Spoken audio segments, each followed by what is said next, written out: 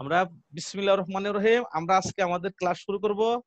সকলে মনোযোগ দিয়ে, আমাদের ক্লাস কিন্তু রেকর্ডিং হচ্ছে ছেলেরা।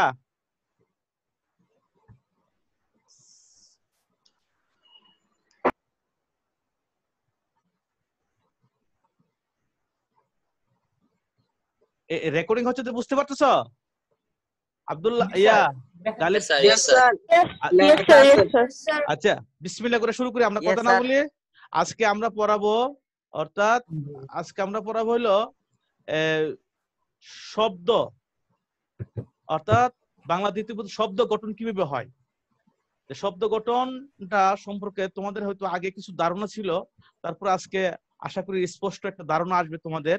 আমরা সেই জিনিসটা একটু চেষ্টা করি, অর্থাৎ কিভাবে শব্দ গঠিত হয়, অর্থাৎ শব্দ গঠনের ব্যাকরণের প্রাথমিক স্তরে যে বিষয়গুলো সেইগুলো সম্পর্কে ধারণা না থাকে তাহলে আমাদের পরবর্তীতে সমস্যা সৃষ্টি হয়। আর এই ক্লাসটা আশা করি সকলে মনোযোগ সহকারে করবে। এই ক্লাসের ভিতরে অনেক কিছু গুরুত্বপূর্ণ বিষয় আছে ভবিষ্যতে যেগুলো কাজে লাগবে তোমাদের 9, 10 এবং ইন্টারমিডিয়েটে উচ্চারণের বিষয়গুলো কাজে লাগবে। হ্যাঁ বলো, সমস্যা? তাহলে আজকে আমরা শব্দ কাকে বলে, খালি বলতে পারবে শব্দ কাকে বলে? স্যার, এক বা একাধিক ধ্বনির সমন্বয়ে তৈরি অর্থবোধক ও উচ্চারণযোগ্য এককে বলা হয় শব্দ। এককে বলা হয় শব্দ। অর্থবোধক থাকতে হবে। যদি শব্দের এক বা একাধিক ধ্বনির মিলনের ফলে যদি অর্থ প্রকাশ না করে এবং উচ্চারণ যোগ্য না হয় তাহলে তা কখনোই শব্দ হবে না। আমি কি কথাটা বলতে পারছি, বুঝাইতে পারছি? অর্থাৎ এক বা একাধিক ধ্বনির সমন্বয়ে গঠিত যে শব্দ তৈরি হবে এর অর্থ থাকতে হবে আর এর উচ্চারণ যোগ্য হইতে হবে। যেমন কলম একটা শব্দ, এটা যদি মকল বলি এর কোনো অর্থ আছে?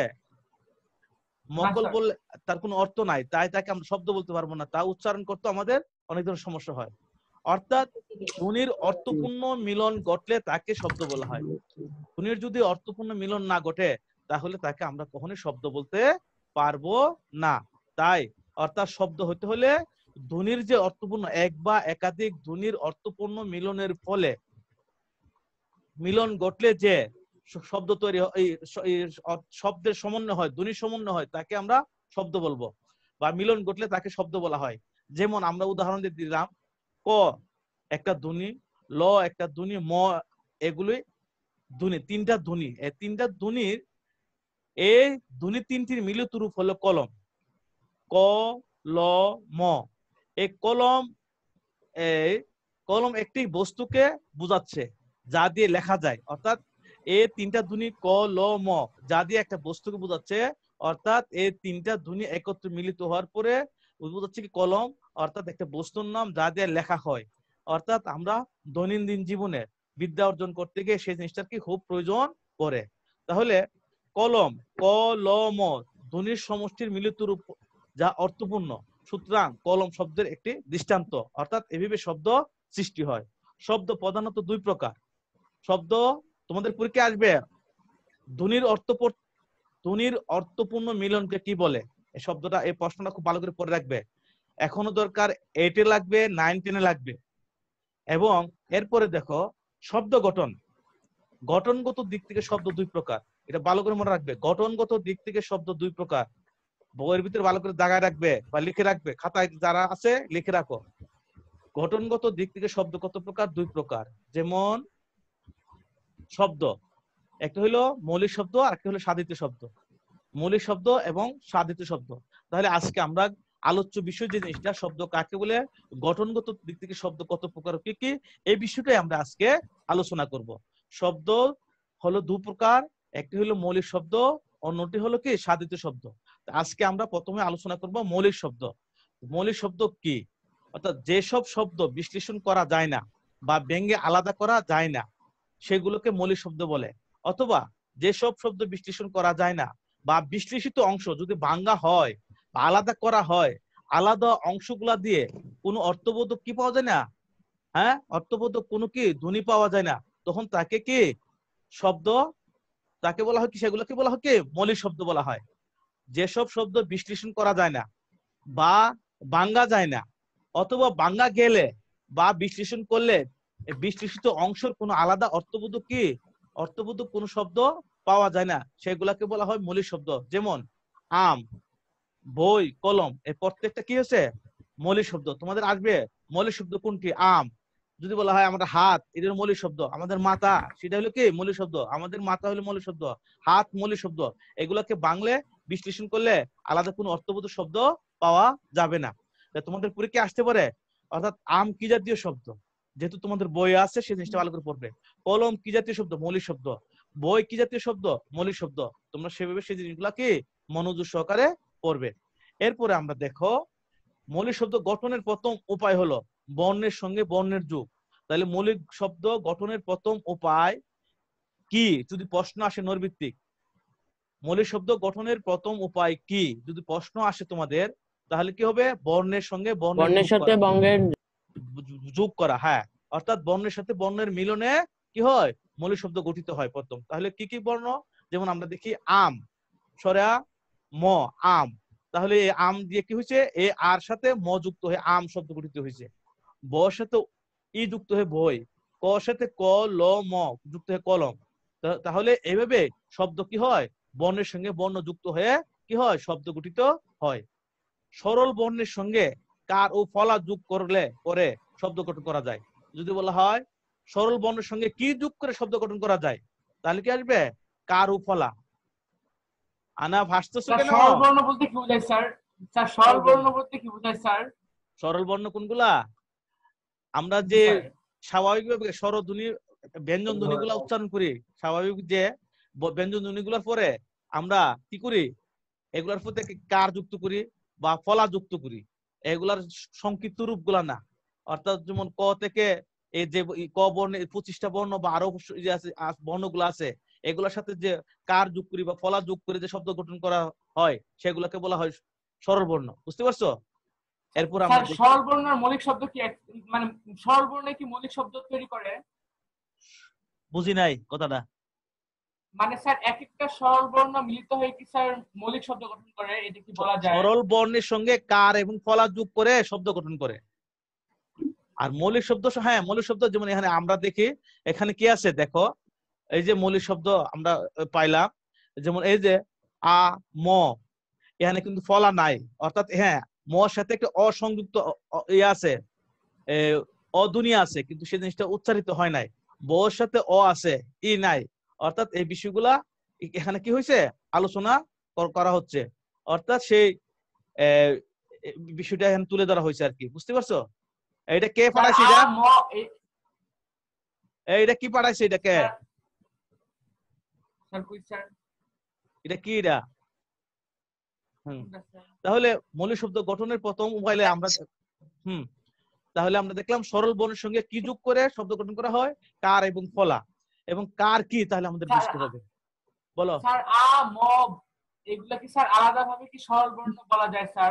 আ সরল বর্ণ না, আ হলো কি স্বরবর্ণ, আর ব্যঞ্জন বর্ণ কি ম।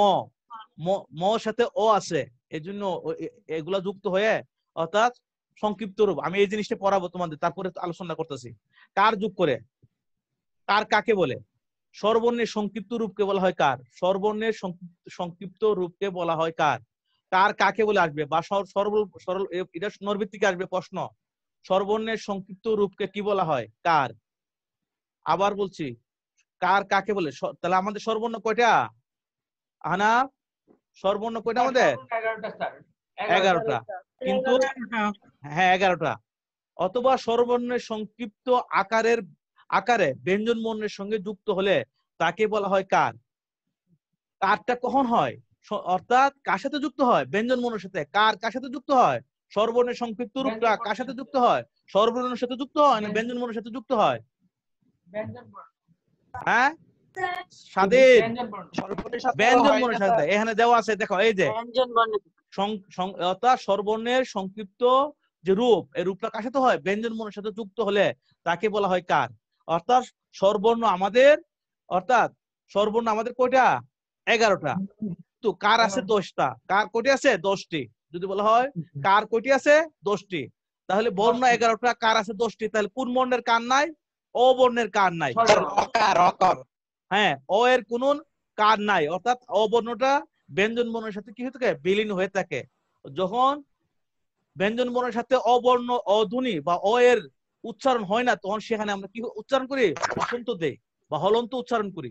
কথাটা বুঝতে পারছো সাদমান? জি স্যার। বুঝতে পারছো gym? Yes sir, yes sir. হ্যাঁ, অর্থাৎ অর্থাৎ আমরা জানি এখানে স্বরবর্ণ হলো 11টি, স্বরবর্ণ হলো 11টি, কিন্তু স্বরবর্ণের সংক্ষিপ্ত রূপ আছে 10টি। তাহলে কোন বর্ণের কান নাই? অবর্ণের কান নাই। তাহলে অ কখন ব্যবহৃত হয়? আমরা জানি প্রত্যেকটা ব্যঞ্জন বর্ণ উচ্চারণ করার সময় কান নিতে হয়, অধ্বনির সহযোগিতা উচ্চারিত হয়। আমরা ব্যঞ্জন বর্ণ, ব্যঞ্জন ধ্বনি কাকে বলে মনে আছে? আগে যে পড়ছো, অর্থাৎ যে ধ্বনি স্বরধ্বনির সহযোগিতায় জি স্যার। উচ্চারিত হয় তাকে বলা হয় ব্যঞ্জন ধ্বনি। অর্থাৎ ব্যঞ্জন ধ্বনি কোনটা? বিশেষ করে অধ্বনির সহযোগিতা নিয়ে উচ্চারিত হয়। তাহলে আমাদের 10টা কার কি কি আমাদের দেখতে হবে।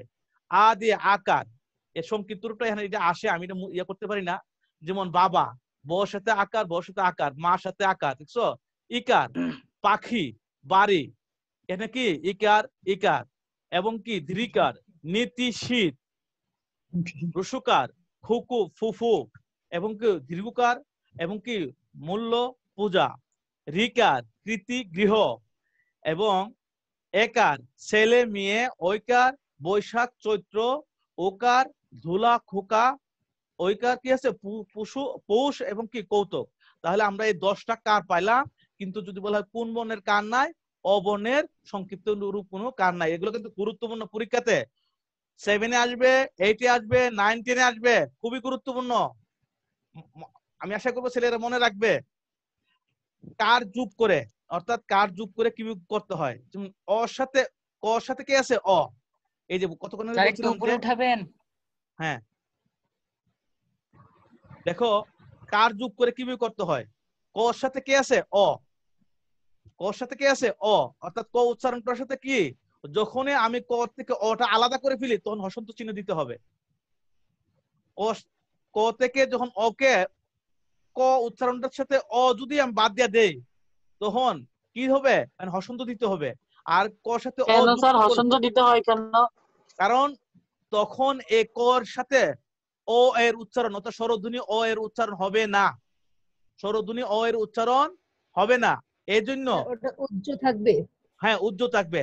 এর জন্য যখন অ থাকবে না তখন হলন্ত চিহ্ন বা হসন্ত চিহ্ন দিতে হয়।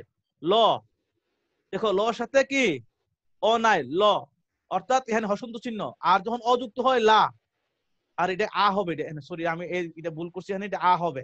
তাহলে ক যোগ লা, এখানে কি হবে? কলা। এই দুটো মিলনে কি হইছে? কলা, দুটি হইছে। এখানে এটা আকার হবে ছেলেরা, এটা অ দিয়ে রাখছে স্যারে। যাই হোক, এখানে তোমরা আ হবে কলা। তাহলে আমরা সাথে ক সাথে অ আর ল সাথে কি আছে? আ। এখানে এটা আ হবে, মিলে হয়ে গেছে কি কলা। এই দুটো ধ্বনির মিলনে কি হয়েছে? কলা শব্দটি হয়েছে। বুঝতে পারছো?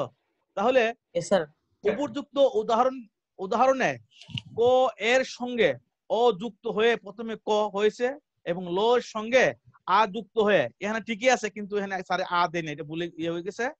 অর্থাৎ ল এর সঙ্গে আ যুক্ত হয়ে লা হয়েছে। তারপর কি হয়েছে? ক যোগ লা, দেখো এখানে হসন্ত চিহ্ন নাই, এখানে লা আছে, মিলিত হয়ে কলা শব্দটি গঠিত হয়েছে। উল্লেখ, ও এর কোন সংক্ষিপ্ত রূপ নাই। তাহলে আমরা আগে আলোচনা করছি অধ্বনির, স্বরধ্বনির কোন সংক্ষিপ্ত রূপ নাই, ও ব্যঞ্জনের সঙ্গে বিলীন হয়ে থাকে। তোমাদের প্রশ্ন আসবে কোন স্বরধ্বনিটি ব্যঞ্জন ধ্বনির সাথে বিলীন হয়ে থাকে বা অন্তলীন হয়ে থাকে, তাহলে হবে অধ্বনি। তোমাদেরকে প্রশ্ন করা হবে কোন স্বরধ্বনিটি বা কোন ধ্বনি ব্যঞ্জন ধ্বনির সাথে বিলীন হয়ে থাকে বা অন্তলীন হয়ে থাকে, তাহলে উচ্চারণটা হবে কি? অধ্বনি। ব্যাপারটা ক্লিয়ার? এতটুকু আলোচনা স্যার। করতে গিয়ে Yes, কে sir. বুঝো নাই? এতটুকু আলোচনা করতে গিয়ে কে বুঝো নাই আমাকে একটু বলো। স্যার কয় হলন্ত হওয়ার সময় স্যার কয় হলন্ত উচ্চারণটা স্যার কেমন হবে? ওই যে উচ্চারণটা প্রায় সেম, কিন্তু ও যে আমরা উচ্চারণ ক, এই উচ্চারণ হবে না, ক ক, অর্থাৎ এইভাবে খুব সংক্ষিপ্ত উচ্চারণ হবে ক, ওরা আসবে না। আর কার ক, সহযোগটা একটু দিবেন স্যার, স্ক্রিনশট তুলবো। কোনটা কি করবো? উপরে কার দিব? সহযোগটা স্যার একটু। কার? জি স্যার। এখান থেকে হবে? ইয়েস স্যার হয়েছে। আচ্ছা, কার সহযোগে, হ্যাঁ দেখছো আগা যাব। ইয়েস স্যার যান। হ্যাঁ, তাহলে আমরা জানি অনেক সময় তোমাদের আসে সংযুক্ত বর্ণ কাকে বলে, আমি এখানে তোমাদের মুখে বলে দিচ্ছি, এই জিনিসটা জানতে হবে। কে যেন স্ক্রিনে দেখাচ্ছে। এই তাকাবে না কেউ। শুনছো? অর্থাৎ ছেলেরা যদি বলা হয় যুক্ত বর্ণ কাকে বলে, তোমাদের প্রশ্ন করতে পারে যুক্ত বর্ণ যখন দুটি ব্যঞ্জন ধ্বনির মাঝখানে, যখন দুটি ব্যঞ্জন ধ্বনির মাঝখানে স্বরধ্বনি অনুপস্থিত থাকে, যখন দুটি ব্যঞ্জন ধ্বনির মাঝখানে স্বরধ্বনি অনুপস্থিত থাকে তখন দুটি ব্যঞ্জন মিলে যুক্ত বর্ণ হয়। প্রশ্নটা লিখে রাখো উত্তরটা। যুক্ত যুক্ত ব্যঞ্জন কাকে বলে বা ব্যঞ্জন যুক্ত ধ্বনি কাকে বলে? যখন দুটি ব্যঞ্জন ধ্বনির মাঝখানে অর্থাৎ প্রথম ব্যঞ্জন ধ্বনির পরে যদি কোনো স্বরধ্বনি অনুপস্থিত থাকে তখন দুটি ব্যঞ্জন মিলে কি হয়ে যায়? যুক্ত ব্যঞ্জন বা যুক্ত ধ্বনি হয়ে যায়। বুঝতে পারি নাই, আরেকবার বলবেন? বলছি, তোমরা একটু কথা বলবে না। আমরা জানি যুক্ত বর্ণ মানে ক্লান্ত, ক্লান্ত শব্দের ক আকার গেল, তারপরে কি কর পরে কি আছে? ল আছে না? ক ক এর পরে কি ল, এখানে কি যুক্ত বর্ণ না? ক্লাস, যদি আমি লিখি ক্লাস হচ্ছে ক এর সাথে কি ল, ক এর পরে অ নাই, এখানে যে অ ধ্বনির সাথে আমরা এখানে যদি দেখি ওই অ, অর্থাৎ ক এবং ল এর মধ্যে অ থাকবে না, তখন এটা হচ্ছে কি যুক্ত হয়ে গেছে। এর দুইটা ব্যঞ্জন একত্রে মিলিত হয়ে গেছে, তখন তাকে বলা হয় ক্লান্ত। যেমন যখন এই যুক্ত বর্ণ ভাঙা হয় প্রথম ব্যঞ্জনের পরে হসন্ত চিহ্ন দেওয়া হয়, প্রথম ব্যঞ্জনের পরে কি দেওয়া হয়? হসন্ত চিহ্ন দেওয়া হয়। বুঝতে পারছো? এরপরে আমরা চলে যাই ফলা যুগে।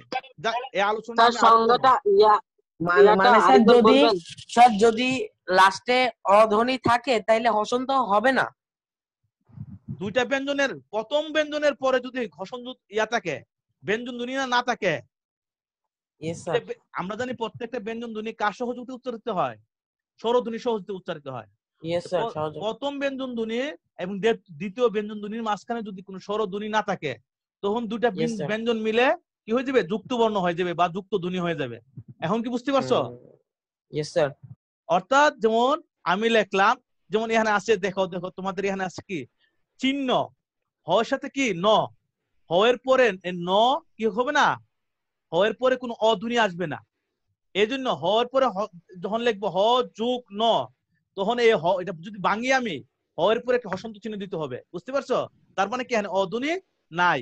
বুঝতে পারছো? আর এই জন্য যুক্ত ধ্বনি হয় না স্যার, যুক্ত বর্ণ হয়। যুক্ত বর্ণ ধ্বনি একই কথা, আর ধ্বনির প্রতিক্রিয়িত বর্ণ। ক্লিয়ার? বুঝতে পারছো?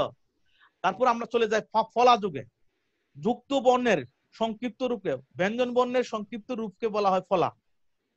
তাহলে স্বরবর্ণের সংক্ষিপ্ত রূপকে বলা হয়েছিল কার, আর ব্যঞ্জন বর্ণের সংক্ষিপ্ত রূপকে বলা হয় ফলা। কথাটা কি বুঝতে পারছো? ব্যঞ্জন পরীক্ষাতে আসবে, ব্যঞ্জন বর্ণের সংক্ষিপ্ত রূপকে কি বলা হয়? ফলা। ফলা যুক্ত হলে বর্ণের আকারে পরিবর্তন হয়। ফলা যুক্ত হলে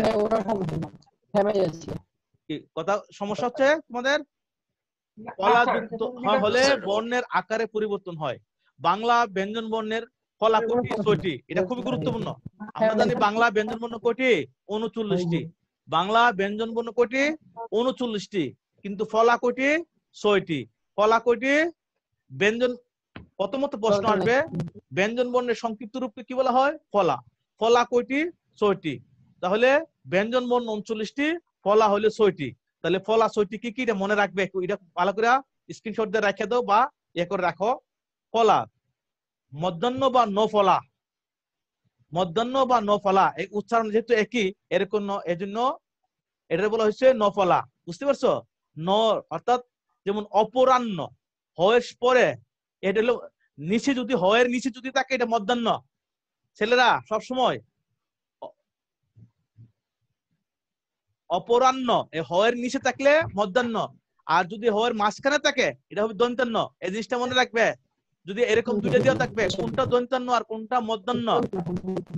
হ্যাঁ রোহান বুঝতে পারছো? নিচে থাকলে মধ্যাহ্ন, হ্যাঁ, আর মাঝখানে থাকলে কি হবে? দন্তান্ন। তাহলে আমরা দেখি এই হওয়ার সাথে ন যুক্ত হয়েছে, এটা কি ফলা, ন ফলা, এবং হওয়ার সাথে ন যুক্ত হয়েছে এটা হলো কি দন্তান্ন ফলা।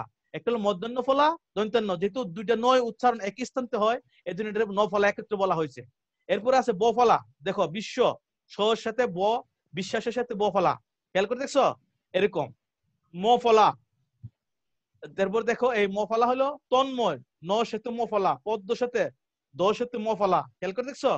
এরপর জ ফলা 29 জ, অত্যন্ত ত সাথে জ ফলা, বিদ্যার সাথে কি জ ফলা, র ফলা, র ফলা এদিকে র এর সংক্ষিপ্ত গ্রহ ব্রত, কিন্তু র এর আরেকটি সংক্ষিপ্ত রূপ হচ্ছে রেব। র এর আরেকটা সংক্ষিপ্ত রূপকে কি বলা হয়? রেব। রেব কোথায় বসে? ইলমান কোথায় বসে রেব? স্যার রেব কোথায় বসে? বর্ণের শীর্ষে। হ্যাঁ শীর্ষে স্যার বসে, বর্ণের বর্ণের শীর্ষে। শীর্ষে বসে, বর্ণের শীর্ষে শীর্ষে বসে। বা উপরে, শীর্ষে বা উপরে, অর্থাৎ পরবর্তী ব্যঞ্জনের উপরে বসে। রেব যেখানে উচ্চারিত হয় এর পরবর্তী বর্ণের উপরে সব সময় বসে। যেমন অর্ক দেখো, অ এর পরে র উচ্চারিত হয়, কিন্তু এই রেবটা বসে কোথায়? পরবর্তী ব্যঞ্জনের উপরে। তর্ক ক এর আগে উচ্চারণ হয়, কিন্তু এই ক এর উপরে রেবটা লেখা হয়েছে, খেয়াল করে দেখছো। তাহলে আমরা দেখি বাংলা যুক্ত ব্যঞ্জনের সাথেও কার ও ফলা যুক্ত হয়ে শব্দ গঠিত হয়। তাহলে কার সাথে? বাংলা যুক্ত ব্যঞ্জনের সাথেও কার ও ফলা যুক্ত হয়ে শব্দ গঠিত হয়। যেমন সন্ন্যাস, নয় নয় সন্ন্যাস, দন্তান্ন জফলা আকার সন্ন্যাস। সূক্ষ্ম দেখো ক্ষিয় এবং মফলা, ক্ষিয়র সাথে কি ক যোগ মধ্যাহ্নস্য যোগ ম, এই তিনটা মিলে কি হয়? যুক্ত বর্ণ হয়েছে। এর সাথে কি হয়? ফলা যুক্ত হয়, এই ম ফলা যুক্ত হয়েছে, বুঝতে পারছো? এখানে জ ফলা যুক্ত হয়েছে। তাহলে যদি বলা হয় রেপ এর সংক্ষিপ্ত রূপকে কি বলা হয়? এই র এর সংক্ষিপ্ত রূপ গুলো রেপ, এটা মনে রাখবে। আর র ফলা তো আছে, অর্থাৎ যদি বলা হয় কোন বর্ণের দুটি রূপ সংক্ষিপ্ত রূপ পাওয়া যায়, তোমাদের যদি প্রশ্ন করা হয়, হ্যাঁ যদি বলা হয় কোন বর্ণের, হ্যাঁ র এর, একটা হলো র ফলা, একটা হলো কি রেপ, একটা হলো র ফলা আর একটা হলো কি রেপ। এই জিনিসগুলো মনে রাখবে, সারা জীবনের জন্য মনে রাখতে হবে। আমরা এখন মৌলিক শব্দ আলোচনা করলাম, মৌলিক শব্দ আলোচনা করতে গিয়ে এই জিনিসগুলো লাগবে। এখন আমরা সাধিত শব্দ কাকে বলে সেগুলো আলোচনা করব। যেসব শব্দকে বিশ্লেষণ করলে আলাদা অর্থবোধক শব্দ পাওয়া যায়, অর্থাৎ যেসব শব্দকে আমরা মৌলিক শব্দ পড়ছিলাম, বিশ্লেষণ করলে আলাদা কোনো শব্দ পাওয়া যায় না। আর এখানে আমরা পাচ্ছি কি, যেসব শব্দকে বিশ্লেষণ করলে আলাদা অর্থবোধক শব্দ পাওয়া যায় সেগুলোকে বলে সাধিত শব্দ বলা হয়। সাধিত শব্দ সাধারণত কোনো মৌলিক বা ব্যক্তি শব্দের সঙ্গে বিভিন্ন ব্যাকরণিক উপাদান যুক্ত হয়ে সাধিত শব্দ গঠিত হয়। তাহলে সাধারণত কি মৌলিক শব্দ, সাধিত শব্দ কিভাবে গঠিত হয়? মৌলিক বা ব্যক্তি শব্দের সাথে, ব্যক্তি বা মূল ব্যক্তির সাথে বিভিন্ন ব্যাকরণিক উপাদান, অর্থাৎ প্রত্যয়, উপসর্গ, সমাস, সন্ধি, এগুলোর সাহায্যে যুক্ত হয়ে যে শব্দ গঠিত হয় সেগুলোকে বলা হয় কি সাধিত শব্দ। শব্দের অর্থ বৈচিত্র্যের জন্য নানান ভাবে শব্দের রূপ রূপান্তর সাধন করা হয়। যদি বলা হয় শব্দের রূপ রূপান্তর সাধন করা হয় কেন? অর্থ বৈচিত্র্যের জন্য। তোমাদের প্রশ্ন আসতে পারে শব্দের রূপ রূপান্তর সাধন করা হয় কেন? শব্দের অর্থ বৈচিত্র্যের জন্য। প্রশ্নটা ভালো করে মনে রাখবে। শব্দের রূপ অর্থাৎ কে আসছে দোকানে? আচ্ছা, যদি বলা হয় শব্দের রূপ রূপান্তর সাধন করা হয় কেন, বা তখন আসবে শব্দের অর্থ বৈচিত্র্যের জন্য। বিভিন্ন অর্থ, হ্যাঁ ব্যবহার উপযোগী, বানানটা ভুল হয়েছে, ব্যবহার উপযোগী করে কোন শব্দ বা শব্দাংশের মিলনে নতুন শব্দ গঠিত হয়ে থাকে। বিভিন্ন অর্থে ব্যবহার উপযোগী করে কোন শব্দ বা শব্দাংশের মিলনে নতুন শব্দ গঠিত হয়ে থাকে। শব্দ গঠন কিভাবে হয়ে থাকে আমরা দেখি আবার। সাধিত শব্দ, শব্দ গঠন বলতে সাধারণভাবে আমরা শব্দ সৃষ্টির প্রক্রিয়াকে বুঝি। শব্দ গঠন বলতে কি বুঝি? শব্দ সৃষ্টির প্রক্রিয়াকে বুঝি। তাহলে নতুন শব্দ সৃষ্টির এই প্রক্রিয়াকে শব্দ গঠন বলা হয়। অর্থাৎ সাধিত শব্দ গঠনের যে প্রক্রিয়া তাকে বলা হয় শব্দ গঠন। যে কোনো ভাষার শব্দ গঠন প্রক্রিয়া দুটি। হ্যাঁ, যদি বলে বাংলা ভাষার শব্দ গঠন প্রক্রিয়া কয়টি, এটা ভালো করে লিখে রাখো। বাংলা ভাষায় শব্দ গঠন প্রক্রিয়া কয়টি? দুইটি। রোহান লিখে রাখো। হ্যাঁ, অর্থাৎ হ্যাঁ বাংলা ভাষায় শব্দ গঠন প্রক্রিয়া কয়টি? দুইটি। একটা হলো প্রত্যয় সাহায্যে শব্দ গঠন, আর কি হলো কি সমাসের সাহায্যে শব্দ গঠন। একটি হলো প্রত্যয় সাহায্যে, আর কি হলো কি সমাসের সাহায্যে শব্দ গঠন। যদি বলা হয় সাধিত শব্দ গঠন প্রক্রিয়া কয়টি? দুইটি। বা বাংলা ভাষার শব্দ গঠন প্রক্রিয়া কয়টি? দুইটি। যে কি কি প্রক্রিয়া? প্রত্যয় সাহায্যে শব্দ গঠন আর সমাসের সাহায্যে শব্দ গঠন। তাহলে আমরা দেখি স্যার কি স্যার বলো বলো। স্যার এটা কি স্যার মৌলিক শব্দের ক্ষেত্রে প্রযোজ্য হতে পারে? না না, সমাস ইয়াতে সাধিত শব্দের ক্ষেত্রে, মৌলিক শব্দের ক্ষেত্রে বাংলা যাবে না। মৌলিক শব্দ কখনোই বাংলা যায় না। বাংলা বাংলা অংশ দ্বারা কি হবে না, নতুন অর্থবোধক শব্দ তৈরি হবে না। কিন্তু সাধিত শব্দ বাংলে এর দ্বারা নতুন অর্থবোধক শব্দ তৈরি হবে। এগুলা প্রাথমিক জ্ঞান অর্জন করা, তোমরা 9, 10 ইন্টারমিডিয়েট বুঝতে পারবা ভালো করে। আর 10 মিনিট সময় আছে আমাদের, শেষ করতে হবে। এরপরে দেখি এর মধ্যে অনেক ব্যাকরণবিদ আবার বলে উপসর্গ সাহায্যে শব্দ গঠিত হয়, সন্ধির সাহায্যে শব্দ গঠিত হয়, পদ পরিবর্তনের সাহায্যে হয়, বিভক্তি সাহায্যে হয়। কিন্তু আমাদের এই লেখক অর্থাৎ ব্যাকরণবিদ দেখাচ্ছে উপসর্গ শব্দ গঠনের প্রক্রিয়া নয়, অর্থাৎ শব্দ গঠনের প্রক্রিয়ার ভিতরে অন্তর্ভুক্ত হবে না। শব্দ গঠনের প্রক্রিয়া শুধু দুইটাই হবে, প্রত্যয় এবং সমাস। উপসর্গকে শব্দ গঠনের উপাদান বলা হয় মাত্র। যদি বলা হয় উপসর্গ শব্দ গঠনের কি উপাদান মাত্র, প্রশ্ন আসবে পরীক্ষাতে উপসর্গ শব্দ গঠনের কি, তাহলে কি হবে উপাদান মাত্র। কারণ উপসর্গযুক্ত শব্দ, উপসর্গযুক্ত সকল শব্দই সমাস সাধিত শব্দ, অর্থাৎ উপসর্গ যত সাধিত যত শব্দ আছে সবগুলো সমাস সাধিত শব্দ, হয় অব্যয়ভাব সমাস না হয় প্রাদি সমাস। তাহলে উপসর্গগুলো কোন কোন সমাসের অন্তর্ভুক্ত? অব্যয়ভাব সমাস না হয় কি প্রাদি সমাস। প্রশ্ন আসবে উপসর্গগুলো কোন সমাসের কিসের অন্তর্ভুক্ত? সমাসের অন্তর্ভুক্ত। এবং যদি বলা হয় কোন কোন সমাসের অন্তর্ভুক্ত উপসর্গগুলা, অব্যয়ভাব সমাস ও কি প্রাদি সমাস, মনে রাখবে। কাজে উপসর্গ যুগে শব্দ গঠন প্রকারান্তে শব্দ গঠনের প্রক্রিয়ার আলোচনা করা অবান্তর, অর্থাৎ শব্দ গঠন প্রক্রিয়ার সাথে উপসর্গকে অন্তর্ভুক্ত করার প্রয়োজন নেই। সন্ধি শব্দ গঠনের প্রক্রিয়া নয়, এটাও কি, কেননা সন্ধিবদ্ধ শব্দ মাত্র প্রত্যয় সাধিত শব্দ। সন্ধিবদ্ধ শব্দগুলা কার সাথে কিভাবে গঠিত হয়েছে? প্রত্যয় সাধিত শব্দ, নয় সমাসাধিত। প্রত্যয় সাধিত শব্দ না হয় সমাসাধিত। তাহলে সন্ধি সাধিত শব্দগুলো কি সাধিত? প্রত্যয় না হয় সমাসাধিত শব্দ। সন্ধি সাধিত শব্দ কিসের অন্তর্ভুক্ত? প্রত্যয় না হয় সমাসাধিত শব্দ। প্রত্যয় ও সমাসের সাহায্যে শব্দ গঠনকালে সন্ধি হলো পাশাপাশি অবস্থিত ধ্বনির সংযোগের নিয়ম। এগুলা কিভাবে নিয়ম সংযুক্ত হয় সে বিষয়টি আলোচনা। এই প্রসঙ্গে প্রত্যয় সন্ধির সূত্রাবলী স্মরণযোগ্য। পদ পরিবর্তন প্রত্যয় সাহায্যে সম্পূর্ণ হয়ে থাকে। পদ পরিবর্তন কার সাহায্যে হয়? প্রত্যয় সাহায্য হয়। তাই তাকে কি বলা যাবে না, তাই পদ পরিবর্তন শব্দ গঠনের প্রক্রিয়া নয়। এবং প্রকৃতি প্রত্যয় শব্দ গঠন প্রক্রিয়া। তাহলে প্রকৃতি প্রত্যয় কি শব্দ গঠনের প্রক্রিয়া। তাহলে বিভক্ত সাহায্যে শব্দ গঠিত হয় না। বিভক্ত যুগে শব্দ বিভক্ত যুগে শব্দ ও ধাতু পদ বাচ্য হয়। তাই বিভক্ত যুগে শব্দ গঠন আলোচনা করা নিরর্থক। তাই বিভক্ত যুগে শব্দ গঠন আলোচনা করা নিরর্থক, কোন প্রয়োজন নেই। শব্দ গঠন প্রক্রিয়া দুটি আলোচনা করা হলে আমরা এখানে আলোচনা করি প্রত্যয় যুগে কিভাবে শব্দ গঠিত হয়। শব্দ বা ধাতুর পরে প্রত্যয় যুক্ত হয়ে নতুন শব্দ গঠিত হয়। প্রত্যয় কি? প্রত্যেকটা শব্দের, অর্থাৎ নাম শব্দ, শব্দ বলতে কি নাম শব্দ, অর্থাৎ নাম বা শব্দ হলো বা ধাতু হলো দুই প্রকার। মূল শব্দকে দুই ভাগ করা হয়েছে। নামবাচক শব্দকে বলা হয় শব্দ, নামবাচক শব্দ, এবং ক্রিয়াবাচক শব্দের মূল অংশকে ধাতু বলা হয়।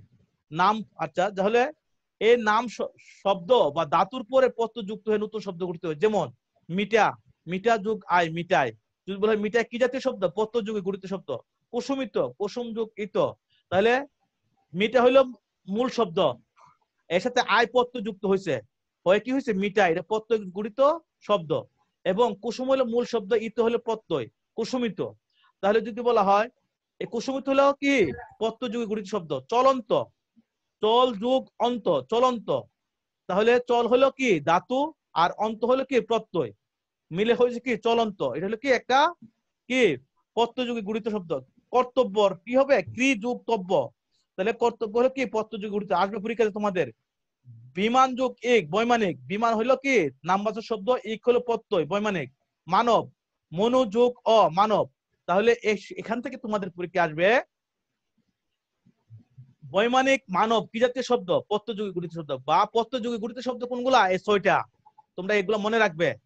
সমাসের সাহায্যে শব্দ গঠন, পরস্পর সম্পর্কযুক্ত দুই বা ততোধিক পদের এক পদে পরিণত হওয়ার মাধ্যমে নতুন শব্দ গঠিত হয়, আর তাকে বলা হয় সমাস। পরস্পর সম্পর্কযুক্ত থাকতে হবে।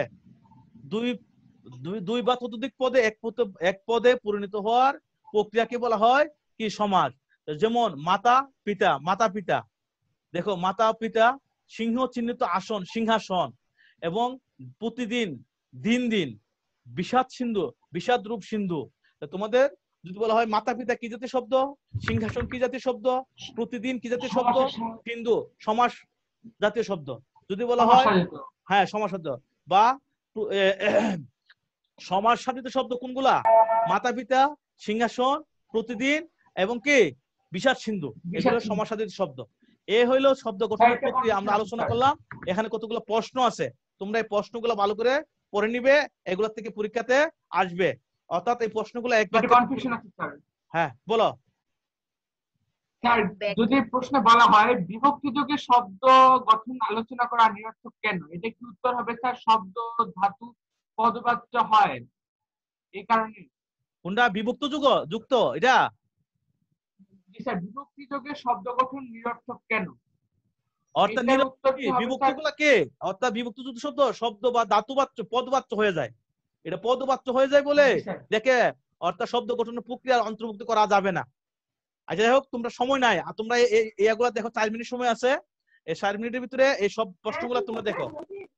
আমরা এতক্ষণ যে আলোচনা করছি এর ভিতর পাওয়া যাবে ধ্বনির অর্থপূর্ণ মিলনকে কি বলে? শব্দ। গঠনগত দিক থেকে শব্দ প্রধানত কয় প্রকার? 2 প্রকার।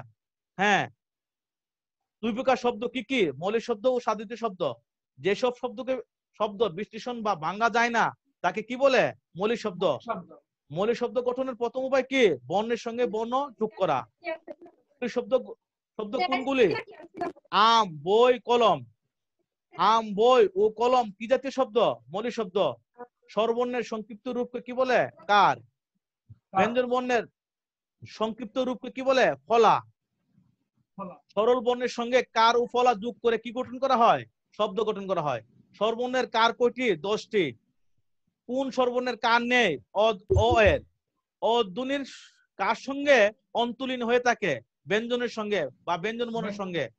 ফলা কয়টি? 6টি। ফলা কয়টি? 6টি। র এর সংক্ষিপ্ত রূপকে কি বলা হয়? রফলা বা রেপ। র এর সংক্ষিপ্ত রূপকে কি বলা হয়? বা র এর কয়টি সংক্ষিপ্ত রূপ? 2টি সংক্ষিপ্ত রূপ। যে শব্দকে বিশ্লেষণ করলে আলাদা কোনটা দিব স্যার?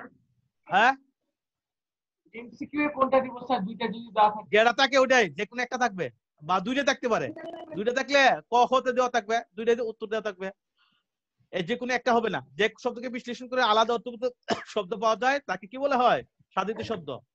নতুন শব্দ সৃষ্টির প্রক্রিয়াকে কি বলে? শব্দ গঠন। বাংলা ভাষার শব্দ গঠন প্রক্রিয়া কয়টি? 2টি। উপসর্গ শব্দ গঠন প্রক্রিয়ায় আসলে কি? উপাদান মাত্র।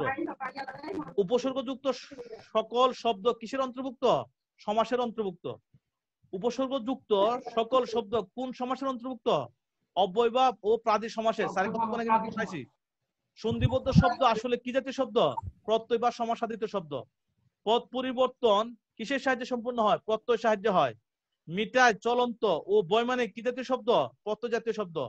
প্রত্যয় জাতীয় শব্দ কোনগুলি? কুসুমিত, কর্তব্য, মানব। মাতা পিতা ও প্রতিদিন কি জাতীয় শব্দ? সমাস জাতীয় শব্দ। সমাস ও সমাস জাতীয় শব্দ কোনগুলি? সিংহাসন ও বিষাদ সিন্ধু। এই হইলো তোমাদের 27টা প্রশ্ন এই চ্যাপ্টারের ভিতরে আমরা আলোচনা করেছি। স্যার একটু উপরে যাবেন স্যার, স্ক্রিনশট নিয়ে নেব। তোমরা স্ক্রিনশট দিবে? প্রথমটি দেখাচ্ছি তাহলে। আমি গ্রুপে দিয়ে দিবনি। হ্যাঁ তোমরা দিয়ে দিও। হ্যাঁ এখান থেকে ঠিক আছে। হইছে? হইছে? তাড়াতাড়ি করতে হবে, আর 1 মিনিট সময় আছে। হ্যাঁ এরপরে 5 পর্যন্ত হইছে। হ্যাঁ এরপরে বলো, এরপরে 12 পর্যন্ত হইছে। হ্যাঁ হইছে? Yes sir. আচ্ছা এরপরে দাও। হ্যাঁ ইয়েস স্যার হইছে। হ্যাঁ এরপরে স্যার গ্রুপে অলরেডি দেওয়া হয়েছে। আচ্ছা হ্যাঁ হইছে? আচ্ছা यस স্যার। জি স্যার। হ্যাঁ হইছে? জি স্যার। সকলে ভালো থেকো। আগামীকালও ক্লাস আছে, সুন্দর একটা ক্লাস। সকলে মনোযোগ দিয়ে পড়বে আর এগুলো ভালো করে পড়ে ফেলবে আশা করি পরীক্ষাতে। আর যেগুলো স্যারে পড়াইছি বইয়ের ভিতরে অনেক প্রশ্ন রয়ে গেছে, সেগুলো আমরা আলোচনা করব। তাহলে সকলে ভালো থেকো। আল্লাহ হাফেজ। আসসালামু আলাইকুম স্যার। ওয়ালাইকুম আসসালাম ওয়া রাহমাতুল্লাহি ওয়া ওয়ালাইকুম বারাকাতুহু। স্যার। আসসালামু আলাইকুম স্যার। ওয়ালাইকুম আসসালাম। আসসালামু আলাইকুম স্যার। ওয়ালাইকুম স্যার। আসসালাম।